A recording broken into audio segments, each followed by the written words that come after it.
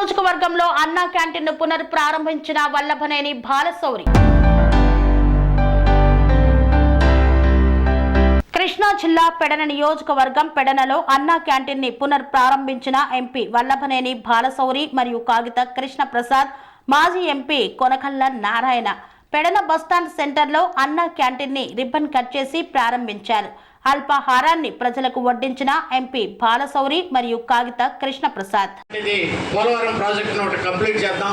ఈ రెండు కంప్లీట్ చేస్తే ముందు ఈ రాష్ట్ర ప్రజానికానికి కావాల్సిన ఈ రెండు అయిపోతే మనకి మిగిలినటువంటి విషయాలు తర్వాత స్లోగా 1 by 1 చేసుకోవచ్చు. మేము కూడా కలిసినప్పుడల్లా ముఖ్యమంత్రి గారిని కానివ్వండి, ఉప ముఖ్యమంత్రి గారిని అదే చెప్తా ఉన్నాం. తప్పకుండా ఈ రెండు కార్యక్రమాలు పూర్తి చేద్దాం. అన్నమాట ప్రకారంగా 7,000 రూపాయలు మొట్టమొదటి నెలలోనే పెన్షన్ నుంచి మాట నిలబెట్టుకున్నటువంటి కూటమిని కూడా మీరు ఏ రకంగా పనిచేస్తుందో అర్థం చేసుకోవాలి. మరి ప్రతి నెల 4,000 రూపాయలు కూడా పెన్షన్ ఇస్తూ ఉంది.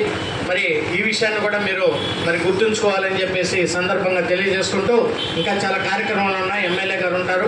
నేను త్వరలోనే ఒక వారం రోజుల్లోనే మరలా వస్తాను.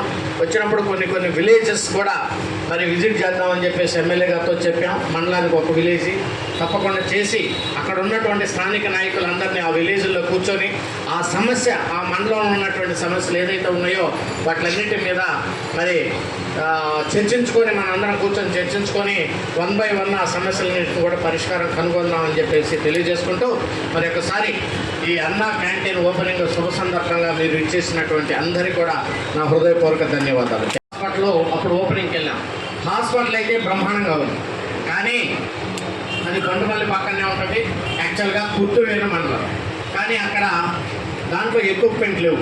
సిఎస్ఆర్ నిధుల నుంచి దానికి 1,25 లక్షల రూపాయలు ఆ హాస్పిటల్ ఎక్విప్మెంట్స్ కూడా తీసుకొస్తా ఉన్నాం. ఆ హాస్పిటల్ని పేద ప్రజల కోసం మరి సిఎస్సి అది కమ్యూనిటీ హెల్త్ సెంటర్ కూడా మార్చి కొంతమంది డాక్టర్లు వచ్చి అక్కడ వాళ్ళని కూడా వైద్య సేవలు అందించే విధంగా కూడా తప్పకుండా చేద్దామనేటువంటి విషయాన్ని కూడా ఈ సందర్భంగా మీకు తెలియజేసుకుంటాం. స్వామి బోధానంద గోసేవ ఆశ్రమం సైథాపూర్. జ్యోతిష్యం, వాస్తుశాస్త్రం మన పూర్వీకులు మనకిచ్చిన వరం.